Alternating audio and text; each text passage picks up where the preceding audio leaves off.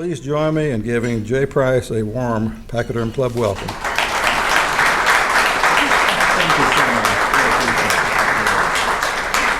Well, thank you so much, John, for the opportunity. It's been great to work with John over the years, to have his insight and inquiry. He asks fantastic questions, and he brings a passion to whatever topic he embraces, and that makes interacting with history all the better. Well, talking on a topic like this is more than a little intimidating, I will be honest, especially with booklets, being out here to start the conversation. I mean, this is something that's front and center with so much of our life today. And we were talking earlier over lunch about the discussion of religion, and we don't talk about religion in history. In fact, I was just at a conference a couple of weeks ago where they talked specifically on the fact that overlooking religion, religious dynamics, religious trends and groupings really misses out on a critical aspect of the human story. And we talked about some reasons for that. One of them is that a lot of folks are scared of talking about the topic. And so the sense is, well, if we just don't talk about it, I don't have to deal with it. I think that plays a big role in it. I think another component of this comes out of the fact that we don't have a good language to talk about a lot of religious topics. And third, it becomes very emotional. We have a personal tie, a personal connection to these issues. And so it's hard to navigate that without starting to raise the heat, to use a Kansas leadership term. With that, I want to foray into the topic, though, perhaps raising some questions more than providing a lot of answers. The Founding Fathers, or the people who brought our country together, are a complicated lot. And there's an awful lot of what could be called baptism of the dead with these individuals. We will take one of their quotes and say, see, because they said this, they're just like us. Or because we took the quote, they're nothing like us. And we need to look at things in a little bit more of a nuanced fashion. Let's see if I can get this to work on this one. There we go. Take, for example, this. Here is the paradox. This is from John Adams. On the one hand, he says, where do we find a precept in the gospel supporting ecclesiastical synods and convocations and councils, decrees, confessions, others, and the whole carload of other trumpery that we find in religious incumbent in these days?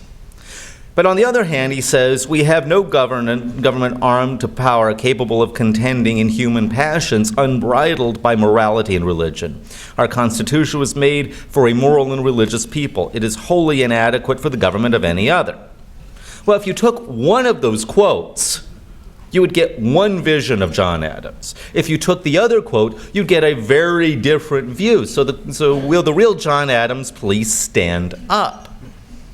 Can you see why just taking one quote by itself can be a little bit of a challenge? Well, we need to go back to a larger conversation. And as a historian, I like putting things in context. So forgive me to deal with context and some demography. Sorry about this. You're just going to get that.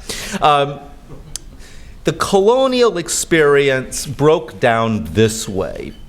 In terms of New England being predominantly Congregationalists, the inheritors of the Puritans, with a Calvinist worldview. We'll talk more about that here in just a second, with the number of members. Next, you have the Presbyterians, Middle Atlantic and the Inland South.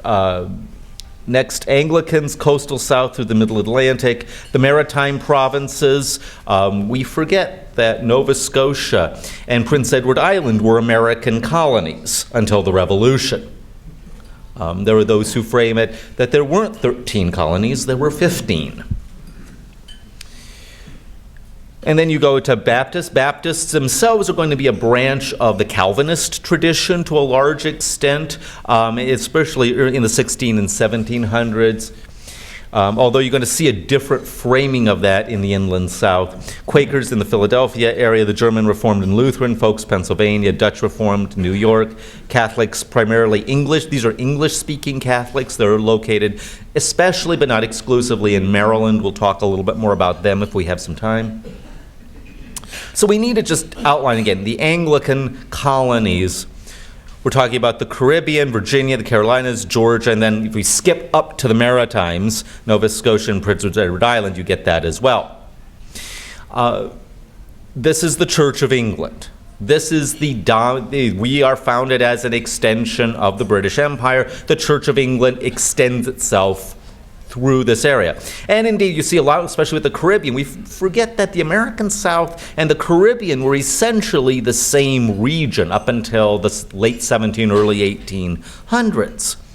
And there's a lot of connections with this. This is an extension of the official state church. The king, the monarchy, is the head of the church, and therefore, and they maintained, though otherwise, an episcopal system, so that you needed to have the support of the English government for consecration, especially for a bishop.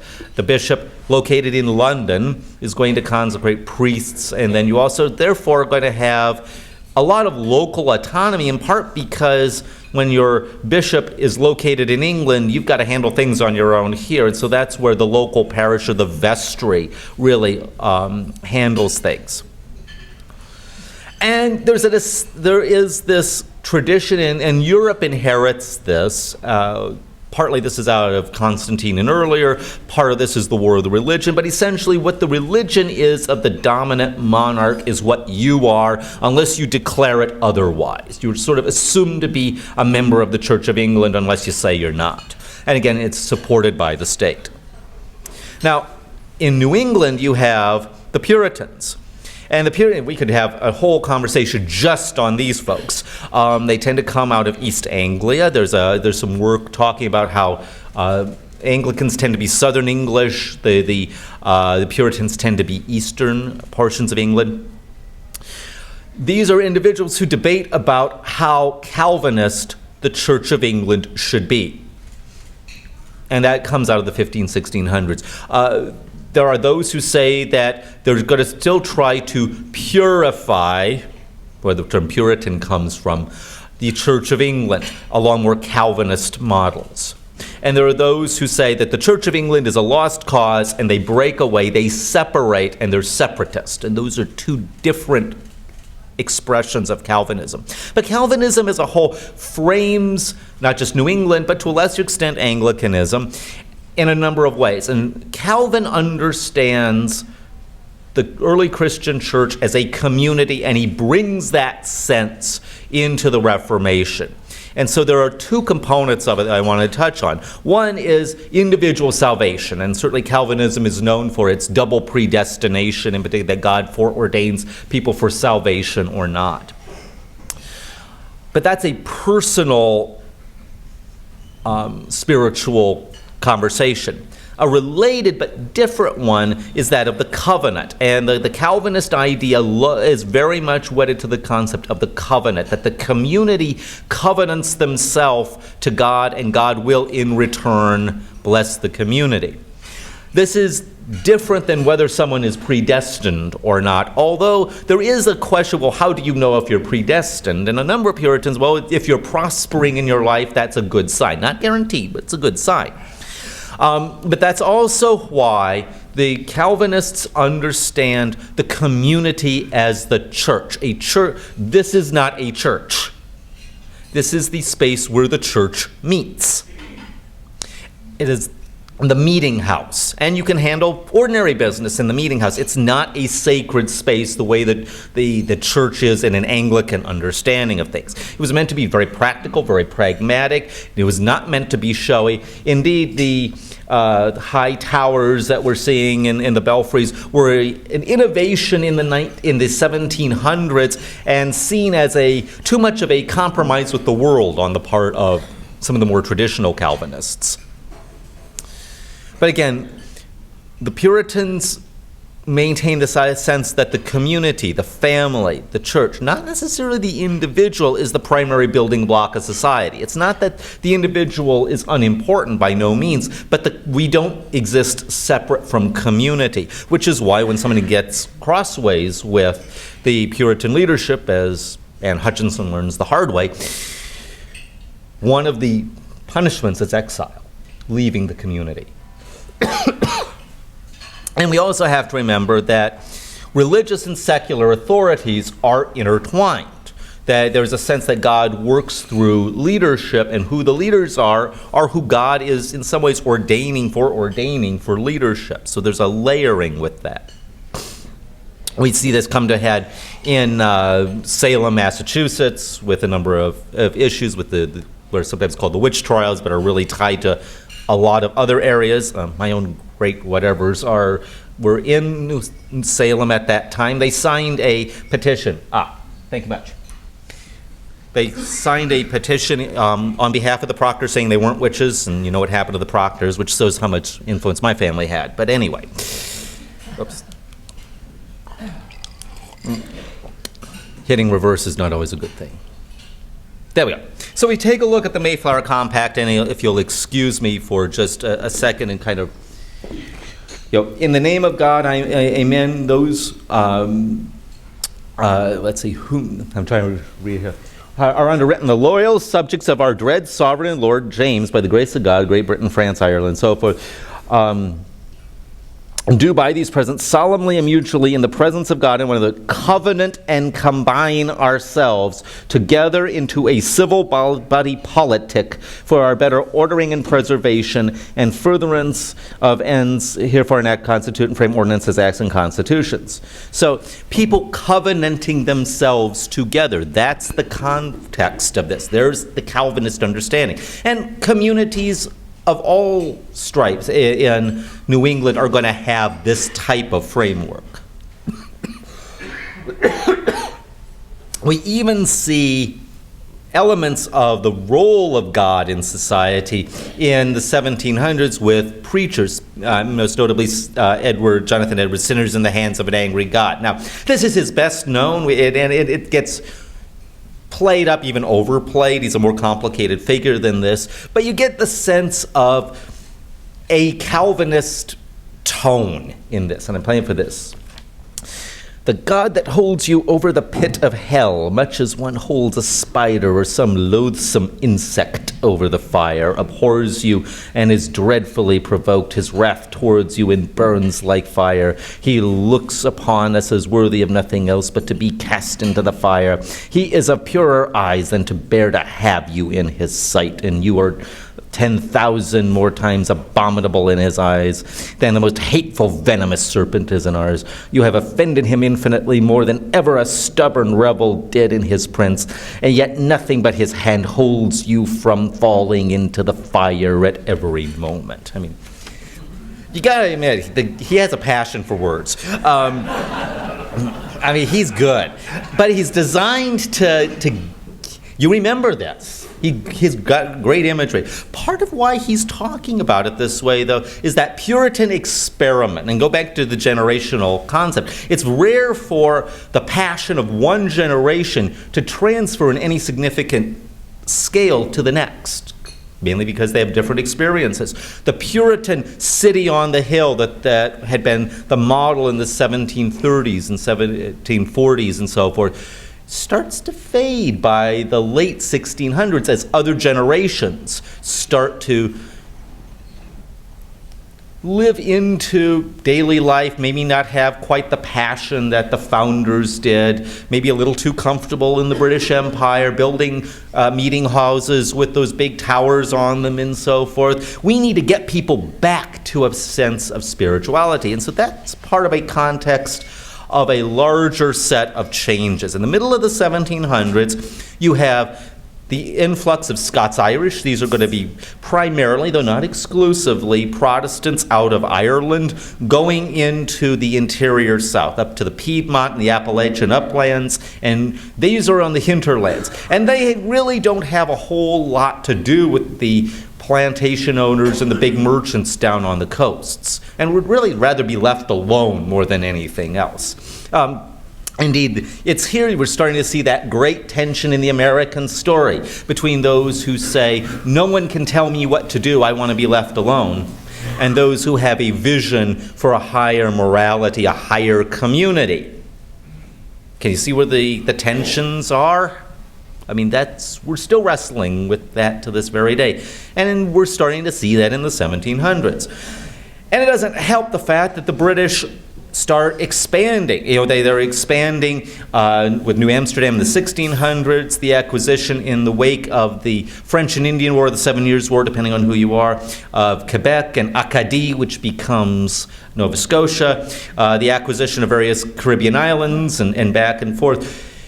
And so now what does a primarily English colonial experience do with growing numbers of, in this case, French-speaking Catholics? And especially when the Church of England, if you're part of the British Empire and you're not under the Church of England, there's some fear of disloyalty. I mean, and this is still a time where questioning authorities is equated with being disloyal on religious matter as well as civil matter. And conversely, there's a fear that Catholics are really tied to either the French empire and imperial plans, or they're connected to the Spanish, or they're connected to the papacy. And so there are these suspicions that happen. And how do you govern that? Again, we could have a whole conversation just on the different ways of expressing that. There's growing disillusionment with organized religion, especially in the wake of the wars of religion of the middle 1600s. There's basically an exhaustion as Catholics and Protestants go after each other in the middle of the 1600s. By the 1700s, younger generation, enough on that, we need to move on, essentially. And part of that is a sense of let the monarch handle official religion. And when the monarch is religious for you, in a sense, there's a different attitude here. And this also goes back to, perhaps this is the point to talk about Price's law of religion, which is never ever assume that official doctrine and practice is what people actually believe and do. Because you might officially on paper have this as a statement, but you ask the people in the pews, if you will, what do you really believe? And it might be very different. That's normal in the human story. You do start seeing growing interest, though, in attending service. Again, like I say, more people attend service than really even in previous generations. By the early 1700s, an estimated 75 to 80% of the population will attend regularly. Now, here's something you have to remember. Attending worship is not the same thing as being a member. To be a member, you have to assert to very distinct beliefs. If you're going to be a Presbyterian or a Puritan, your minister will come to visit you to grill you on whether or not you believe in double predestination and how do you understand the covenant. And you're going to be asked about this. And then if you pass, you get the little token saying you can take communion.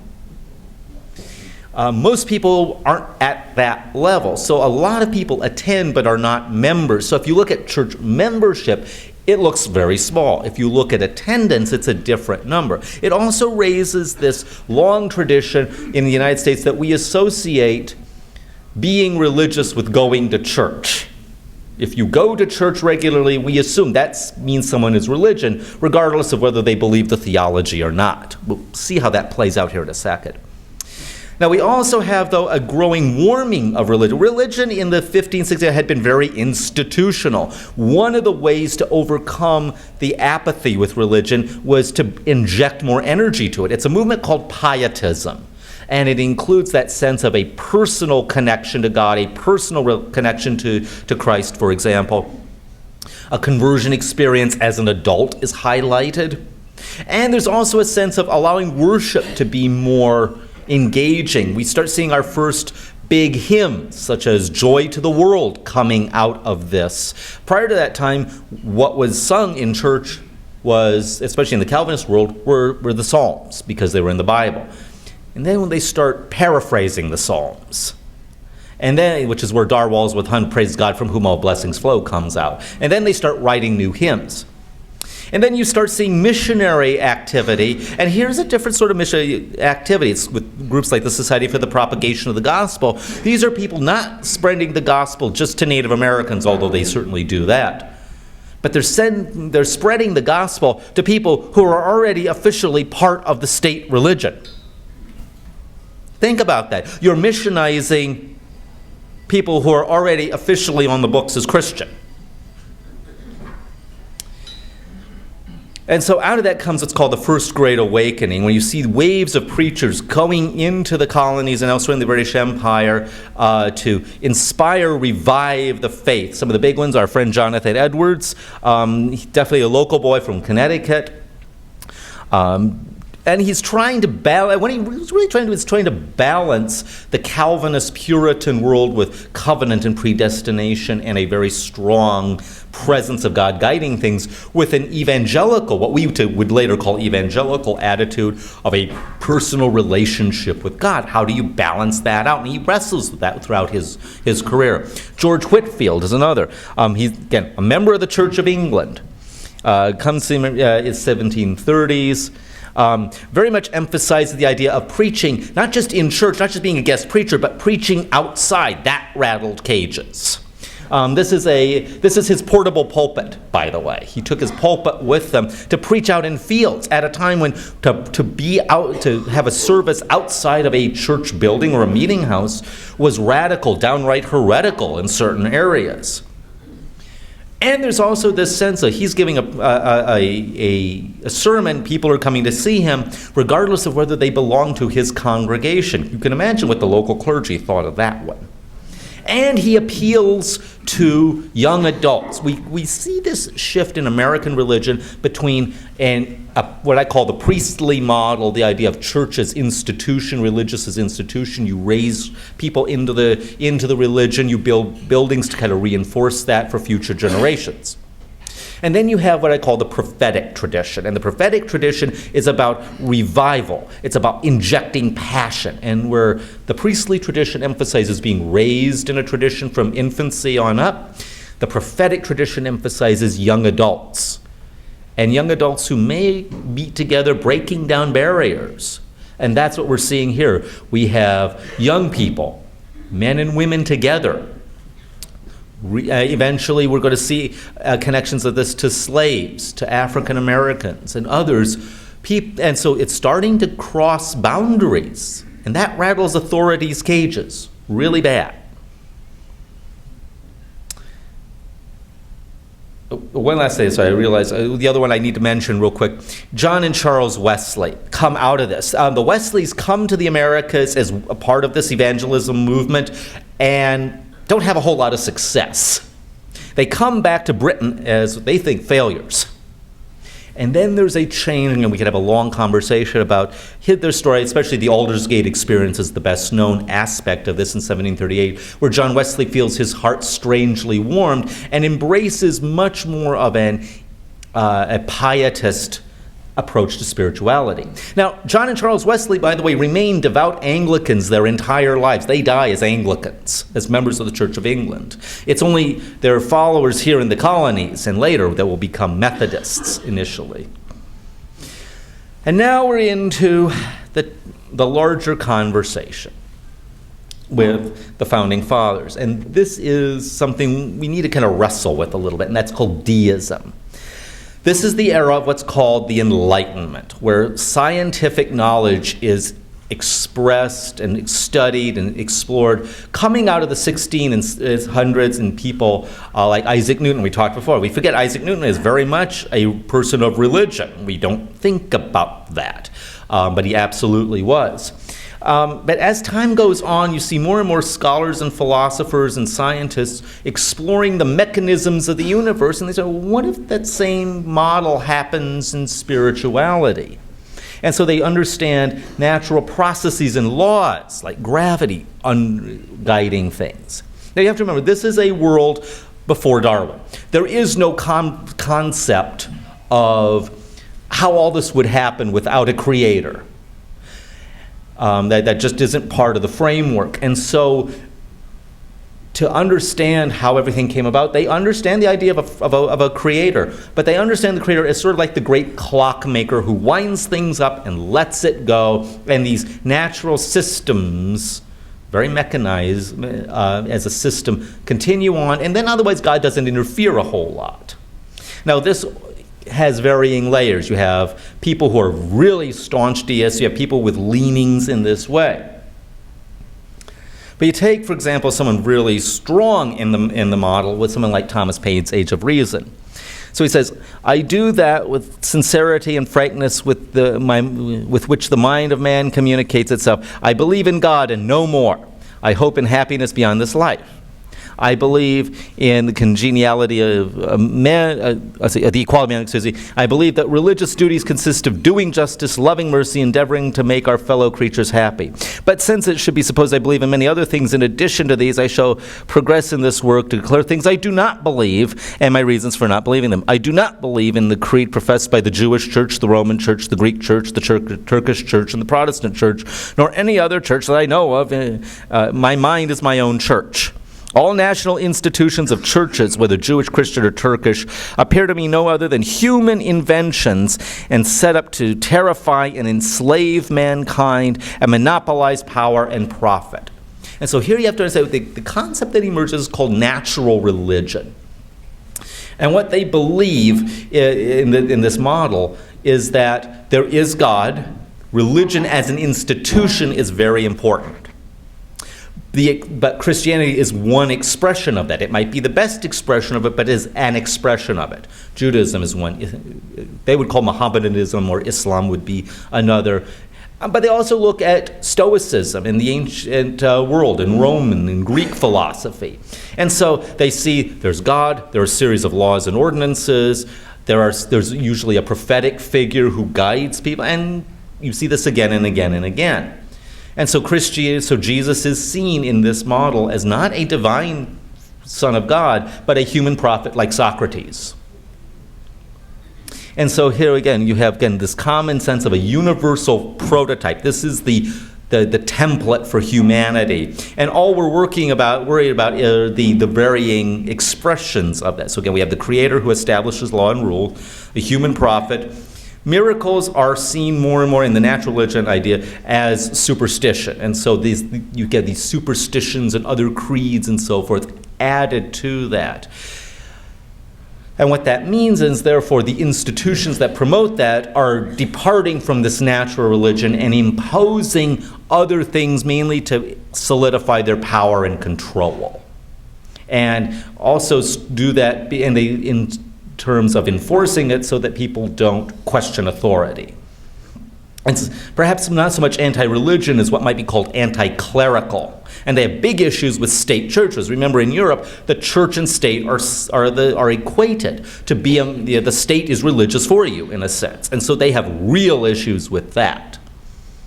These are groups that are especially embodied in groups like the Freemasons. Now, Freemasons are an order, a fraternal order, a secret order. We can talk in a variety of ways how you might want to frame this. You see it in the 17th century, you really see it in the 18th century. It's the social networking of its age. It's sort of like the Facebook in some ways of its day. If you're anybody, you join this. It's a safe place to discuss controversial issues in a time where it's not safe to question the Trinity. In a world where it's not safe to be of the official state religion, this is a place you can say, hey, I don't believe that. This is one of the reasons why there are all these rituals and hand gestures and handshakes and so forth, and passcodes and passwords, to make sure that someone who is in isn't just an agent of the king. Now, there is a belief in God that is required. Now, who this God is a different conversation. You can believe in the Trinitarian God, you can believe in Allah, you can believe in the God of Aristotle or Zeus or whoever you want, as long as you believe in a supreme being. So again, there's that natural religion framework coming to bear here. And it's open to those from a wide range of traditions. So Anglicans can join, Jews can join, Catholics are allowed to join, but the Catholic Church forbids members to join. And an estimated 9 of the 56 signers of the Declaration of Independence are Freemasons. And so it's easy to overplay the Freemason element in this, but it's also important to remember that this is a part of the structure, and there's this ritualized structure that does provide an understanding, a common language for a number of, especially the leaders of what we become the United States. So now let's get into who some of our founding fathers and some of their beliefs, and it's complicated. You take someone like Thomas Jefferson. Thomas Jefferson, who says, of the systems of morality, ancient or modern, which have come under my observation, none appear to be so pure as that of Jesus. Okay. Had the doctrines of Jesus been preached always as pure, as easily as they came from his lips, the whole civilized world would have been Christian. I rejoice in this blessed country of free inquiry and belief, which has surrendered its creed and conscience neither to kings nor priests. The general doctrine of one God is reviving, and I trust there is now not a young man living in the United States who will not die a Unitarian. Now, you also, though, get a variety of other quotes attributed to Jefferson. Here's one. The reason Christianity is the best friend of governments is because Christianity is the only religion that changes the heart. Well, that sounds great, except there's no record of him actually saying that. The first record of that appears in a journal in 1996.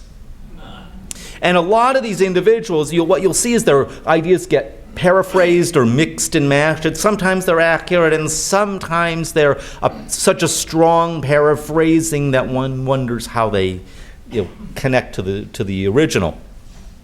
Jefferson did take a view of the Bible as a religious document, but as a rational one, and so he edits it. And so he publishes an alternate version of the Bible, or his version of it. And it's called Jefferson Bible, The Life and Morals of Jesus of Nazareth, and it ends, now in the place where he was crucified, there was a garden, in the garden a new sepulchre wherein there was never yet a man laid, and there they laid Jesus, and they rolled a great stone to the door of the sepulchre and departed. The end. The end. No resurrection. So to Jefferson, Jesus is a human prophet, like any other. Revered, sets up an amazing religious system, but not part of the Trinity. Take someone like Ben Franklin. Now, Ben Franklin, if ever there was a figure, I'm reminded of actually the statement of Luther in this one. They try to make me a fixed star when in fact I am an irregular planet, but that's Franklin. Franklin is all over the board when it comes to beliefs. There was a time he flirted with the idea that maybe different planets had their own gods. There were times that he flirts with just more of a general deistic piece. And certainly by the end of his life, again, this is to President of Yale in 1790, I believe in God, the creator of the universe, and that he governs the world by his providence, that he ought to be worshipped. That is most acceptable. Service we can render him is doing good to his other children. That the Son of Man is immortal, will be treated with justice in another life-respecting conduct such as this. Natural religion. I have some doubts as to Jesus' divinity, though it is a question I do not dogmatize upon, having never studied it. So again, believe in God, believe in morality. Trinity, not so much. All right, so who do we have if we start looking at this? And we could, again, we have a couple of hours if you really want to talk about this one. Thomas Jefferson officially is Anglican. He's a member of the Church of England, but really he is a deist and a religion of one, as he sometimes thought of himself. John Adams is officially a Congregationalist, a member of the Congregational Church, but leans to Unitarianism. Samuel Adams is a Congregationalist, but has more Calvinist leanings. Alexander Hamilton, as I say, to use the Facebook quote, it's complicated. He was definitely Christian, believed in a Christian constitutional society. He envisioned a Christian presence to that. But he also took, and he takes issue with the religious views of Thomas Jefferson. But is he loyally part of one tradition? Not as much. Franklin, definitely a deist. George Washington is an interesting character. George Washington, on the one hand, is very much a man of faith. And he definitely prays, he speaks of providence. Religion is important to him. He does attend worship at Bruton Parish in the Anglican Church. And at the same time, he's curiously absent most of the time from communion. Does that make him a deist or not? There's some questions on that. And some scholars, one in particular, for instance, like David Holmes, for example, or Alf Mapp, whether Founding Fathers really believed. Question, how do you tell? In fact, the Holmes book says, how can you tell if someone's really a deist? And Washington was good about not expressing what he believed in great detail, and that helped him in a lot of ways in terms of his legacy. So people who think of him as in the more of a traditional Christian attitude can identify with him. People who identify more in the deist, free-thinking side identify with him, and Washington gives enough information to allow both to connect. Madison, Anglican, but does have deistic and Unitarian sympathies. John Jay, on the other hand, is a devout Anglican. James Monroe is officially an Anglican. In terms of his personal belief, does not seem to have dogmatized on the matter much. And so now we get to the Declaration of Independence. It becomes necessary to dissolve political bands which have connected to one another, and to assume among the powers of the earth the separate and equal station to which the laws of nature and nature's God. There's natural religion. Entitled and a decent and respect of the opinions, and continues on. Therefore, we, the representatives of the United States of American General Congress, appealing to the Supreme Judge of the world for rectitude in our intentions. If someone is a Trinitarian Christian, if someone is a Calvinist, you can resonate with this. If you are a full-on deist, you can resonate with that. In support of the Declaration, with a firm reliance on the protection of divine providence, we mutually pledge to each other our lives, our fortunes, and our sacred honor. So now the revolution happens. And this is, again, St. Peter's Church in Philadelphia, by the way. The Loyalists tend to be resoundingly Anglican, especially Anglican clergy. Although many of the Anglican southern southern planters, joined the revolution. People like Washington, Jefferson, Madison, and so forth. Calvinists in New England are very comfortable with the idea of breaking from the Church of England. The whole idea of bringing a bishop to the New World was a major issue for them, because if a bishop comes here, what's to stop the rest of the Anglican authority structure, which had been limiting the freedom of separatists and others in England, to come here? And so there was definitely concern on that.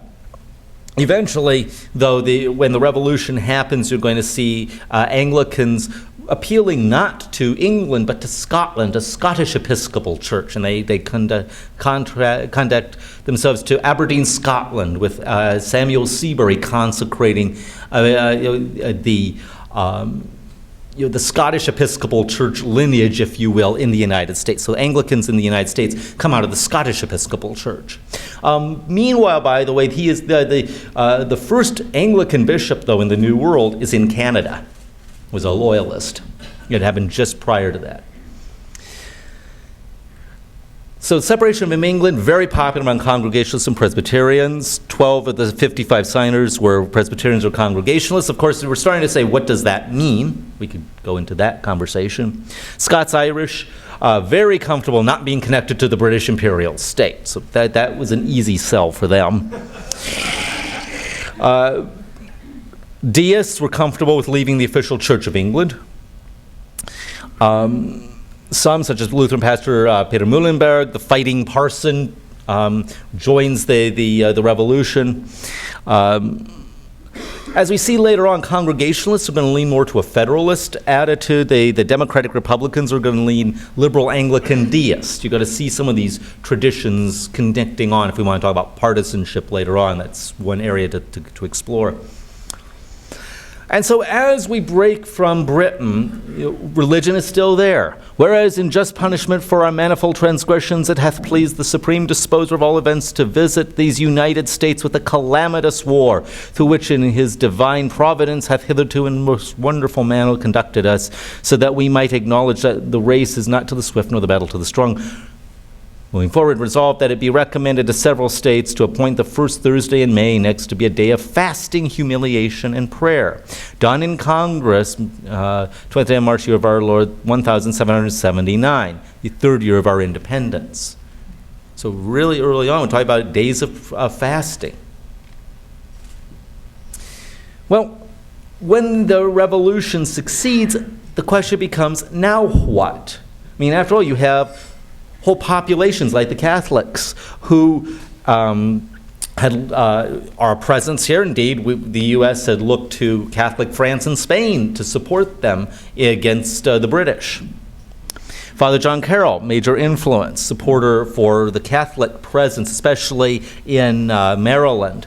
Indeed, his the cathedral here in Baltimore really expresses a sense of trying to have an American version of the Catholic faith.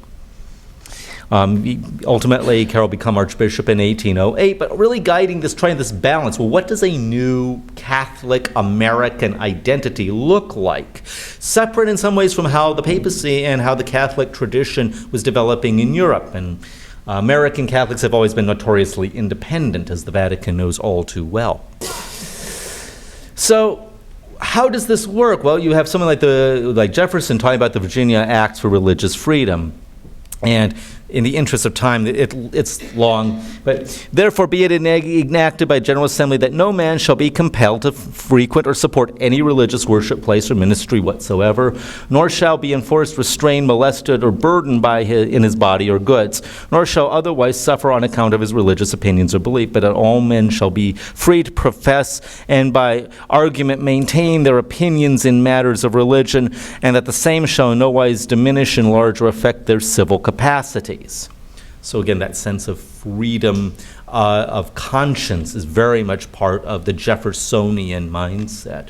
And Jefferson was very proud of this statute of religious freedom. Now, for the Constitution, Congress shall make no law respecting an establishment of religion or prohibiting the free exercise thereof or abridging the freedom of speech or of press or of the right of people to assemble peacefully and petition government for the redressed grievances. This, of any group in Wichita, should know this one. This is probably very familiar to you.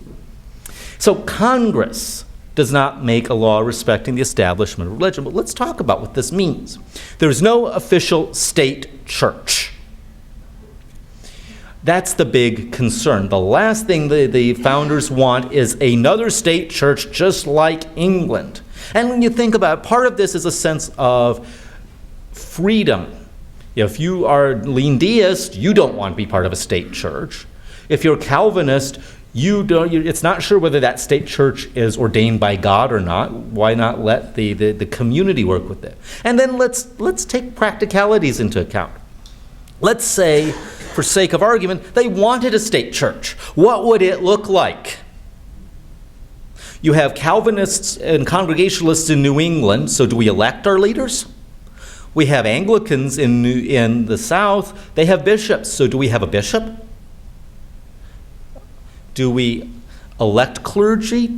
Do we appoint clergy? How Calvinist should we be? What if someone doesn't believe? Do we baptize as infants? Do we baptize as adults? Do you really want to get into that conversation? So there's a pragmatism to this as well, and it's seen as a way of getting beyond the idea of an official state church. Even then, we have some differences of opinion on this one. George Washington, to the Hebrew congregation in Newport, Rhode Island. For happily, the government of the United States, which gives to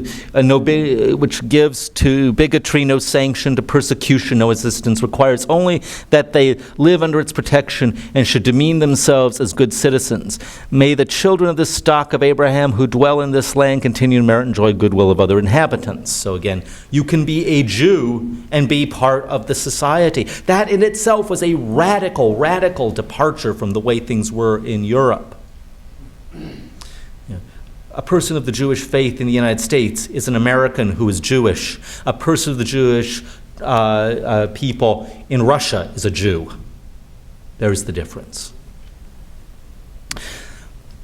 Then you look to the Treaty of Tripoli made with a number of Muslim figures in North Africa as to the government of the United States in America is not in any sense founded on the Christian religion, as it has in itself no character of enmity against the laws, religion, or tranquility of Islam, and that states have never entered into any war act of hostility against any Mohammedan nation. Well, being brand new kind of helps with that. It is declared by parties that no pretext arising from religious opinions shall ever produce an interpretation of a harmony existing between the two countries. Produce an interruption of the harmony between the two countries, excuse me. However, and I'm sorry for the small type on this one, although there is no official national church, there were state churches. You have the Congregational Church as the official state church of Connecticut until 1818. Massachusetts until 1833 required all to belong to support a denomination. If you didn't declare otherwise, you were assumed to be Congregationalist. Native Americans definitely found restrictions on their own belief systems, especially during the ghost dance movement in the mid to late 1800s, in the 19th century. And then you have, for example, the Second Great Awakening. Well, the Founding Fathers, people like Jefferson in particular, thought that traditional Trinitarian religion would fade away and rational Enlightenment beliefs would take precedence. And it was not the case at all. If anything, it was what we would now call evangelicalism that sweeps across the western part of the United States, across the Appalachians, and that will be the framework that will guide a lot of the country. There were going to be restrictions against those who do not believe in God or in state law and constitutions in a number of states. The 14th Amendment, though, outlines that states cannot limit rights outlined in the Constitution. So that plays into how much those could be enforced. And in 1947, and again, this book talks a lot more about that in the interest of time, just mentioning that, again, the Establishment of Religion Clause means that neither the state nor federal government can set up a church. So, again, as we see by the 60s, then states themselves, the state church also is not part of that conversation. But what that means is, therefore, if we look at the Founding Fathers, there's this context of what's going on here. And perhaps the ultimate tribute to them is that people from a variety of backgrounds can identify with them, can connect to them, rather than saying, you're not one of me. That was maybe one of the things that helped preserve religion and the freedom of religion in this country, because there wasn't the state church saying, do this or not. So with that, I know I'm coming close to the end of my time, but I do allow a few time bits for question and inquiry at this point. I'm going to head over here and tell Paul's hand. All righty. A quick question with an explanation of the question. Of course. Do you believe that a contract entered into under duress or threat of force is enforceable at law? And that leads directly to the Tripoli Treaty, because frankly, the United States in its infancy was paying 20% of gross domestic product to the Muslims. Right. So that they would not take us as slaves until Jefferson fought the first war against slavery against the Muslim states. Right, and I think there's also the conversation about official state, and just because you take that, you can take there are other treaties that are going to have different expressions of this, and so it's easy to take just one piece of that, and I'm simply highlighting it as one example. But yes, and as a young country, We were literally trying to get people out of bondage when we right, signed that treaty. right, yeah. Yeah, denominations are always a very interesting subject, but there's a common denominator. Can you tell me what religious books they read and they quoted from most? Well, definitely they would have valued scripture. They quote scripture. They're very familiar. They would have read it in the original, in the original Greek and original Hebrew. I mean, depending on how educated the different persons were. Locke was important. The writings of the ancient Greeks and Rome, and they really do think of themselves as a new Roman republic. I mean, there's a reason that they look to the founding figures in the Roman world in a lot of ways. Is there, in particular, something that you're noticing Yeah, I too? think it's obvious if you read their history and the way they lived, they quoted the Bible. Absolutely, They all read it. absolutely. That was common denominator. Common denominator. They would have Even though absolutely. they had the different denominations, it's one religion or one scriptural text. It would have been a common language, and it would have been common not just for someone in the circles that they ran in, but your Joe Average out on the frontier would have understood that. So yes, there's definitely a common language that they would have understood with that. You're totally right. Yeah. It is my understanding, oh, by the way, thank you for being here at the Pachyderm. Thank you. It's my understanding that back in the 1940s and 1950s, I was born in 1954, so about that time that the Muslim religion and Islam in general was on a severe decline, almost thought to be, as far as a real small percentage of the population. What happened to bring it from there to what we have with ISIS today and the fastest growing religion on the planet? Oh, well, you do have a couple of hours, right, on this one. Well, part of it, I think certainly it was off the radar in the 1940s and 50s, that this was the era of Protestant Catholic Jew, as in the words of Will Herberg's book. And so there was a lot of focus on that. So I think a lot of it was hidden under the radar. There was a perception that it was in decline. Certainly in a world of colonialism, there was a perception that if a place was colonized by Britain, there was a British influence there. Maybe there was and maybe there wasn't. Population growth absolutely is going to be part of that with the growth of Muslim populations in certainly the Middle East and elsewhere. We see that absolutely today. Converts and the emphasis on conversion is certainly evident in parts of it, but I think part of it you're just seeing the growth of what's sometimes called the global South. I mean, you think about the populations of Africa, of Asia, so they have just mushroomed in the past 50 years. And if you just look at the demographic growth alone, that's going to explain some of that, especially when Europe and so forth doesn't grow to the same degree. I think another component of it is the able to distribute materials through the internet, through books and so forth. In 1940, how would you have found out about this?